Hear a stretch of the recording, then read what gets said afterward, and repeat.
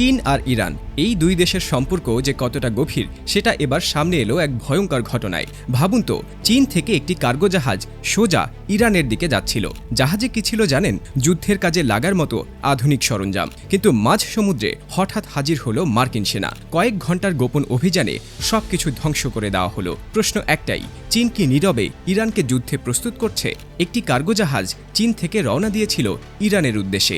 জাহাজটিতে সাধারণ পণ্য নয়, বরং এমন কিছু সরঞ্জাম ছিল যেগুলো দিয়ে সামরিক অস্ত্র তৈরি করা হয়। মার্কিন গোয়েন্দারা বিষয়টি আগে থেকেই নজরে রেখেছিল। তাদের সন্দেহ ছিল এই চালান ইরানের সামরিক শক্তি বাড়ানোর জন্য পাঠানো হচ্ছে। তাই সিদ্ধান্ত নেওয়া হয় জাহাজটি ইরানে পৌঁছানোর আগেই ব্যবস্থা নিতে হবে। নভেম্বর মাসে মার্কিন স্পেশাল অপারেশন ফোর্স ভারত মহাসাগরে এই অভিযান চালায়। সেনারা সরাসরি জাহাজে উঠে পড়ে। তারা কয়েক ঘন্টা ধরে জাহাজে অবস্থান করে সব মালপত্র পরীক্ষা করে। যেসব জিনিস তাদের কাছে সন্দেহজনক মনে হয় সেগুলো আলাদা করা হয়। এরপর সেই সামগ্রীগুলো জাহাজ থেকেই সরিয়ে ধ্বংস করে দেওয়া হয়। তবে আশ্চর্যের বিষয় হলো, জাহাজটিকে আটক করা হয়নি। অভিযান শেষ হওয়ার পর জাহাজটিকে আবার সামনে এগিয়ে যেতে বলা হয়। মার্কিন কর্মকর্তারা পরে জানান, জব্দ করা জিনিসগুলো সরাসরি অস্ত্র না হলেও এগুলো দিয়ে অস্ত্র বানানো সম্ভব, অর্থাৎ এই উপকরণগুলো যুদ্ধের কাজে ব্যবহার করা যেতে পারে। আর এখানেই আসল ভয়টা, কারণ এই চালান যাচ্ছিল ইরানে। ইরান বর্তমানে যুক্তরাষ্ট্রের কড়া নিষেধাজ্ঞার মধ্যে আছে।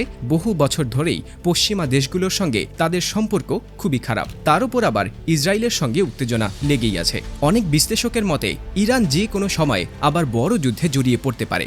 এমন পরিস্থিতিতে যদি ইরানের হাতে নতুন সামরিক সরঞ্জাম আসে, তাহলে পুরো মধ্যপ্রাচ্যের পরিস্থিতি আরও ভয়ঙ্কর হয়ে উঠতে পারে। চীন শুরু থেকেই ইরানের পাশে রয়েছে। যুক্তরাষ্ট্র যে নিষেধাজ্ঞা দিয়েছে চীন তা মানে না, বরং তারা বলেছে এই নিষেধাজ্ঞা অবৈধ। এই ঘটনার পরেও চীন বা ইরান কেউই প্রকাশ্যে কোনো মন্তব্য করেনি। কিন্তু আন্তর্জাতিক মহলে বিষয়টি নিয়ে ব্যাপক আলোচনা শুরু হয়েছে। এই ঘটনার সময় আরেকটি বিষয়ও সামনে আসে। সম্প্রতি যুক্তরাষ্ট্র ভেনেজুয়েলার একটি তেলের ট্যাঙ্কারও আটক করেছে। এই ঘটনাকে কেন্দ্র করে চীন, রাশিয়া এবং ভেনেজুয়েলার মধ্যে যুক্তরাষ্ট্র বিরোধী মনোভাব আরও বেড়েছে। একদিকে যুক্তরাষ্ট্র ও তার মিত্ররা, আর অন্যদিকে চীন, ইরান, রাশিয়া ও তাদের সহযোগীরা। ভেনেজুয়েলার দাবি, যুক্তরাষ্ট্র অন্যায়ভাবে তাদের তেলের ট্যাঙ্কার আটকে রেখেছে। চীনও এই ঘটনার নিন্দা করেছে। এই সবকিছুর মাঝেই ইরান নিজের সামরিক শক্তি বাড়ানোর চেষ্টা চালিয়ে যাচ্ছে, আর যুক্তরাষ্ট্র সেই চেষ্টা ঠেকাতেই এমন অভিযান চালাচ্ছে। এই ঘটনার পর একটাই কথা পরিষ্কার, সমুদ্রের ওপর দিয়ে শুধু পণ্য নয়, রাজনীতি আর যুদ্ধের প্রস্তুতিও চলছে। চীন, ইরান আর যুক্তরাষ্ট্র, এই তিন শক্তির লড়াই কোথায় গিয়ে থামবে সেটা এখনও কেউ জানে না। তবে একটুখানি ভুল সিদ্ধান্তই বদলে দিতে পারে পুরো বিশ্বের চেহারা।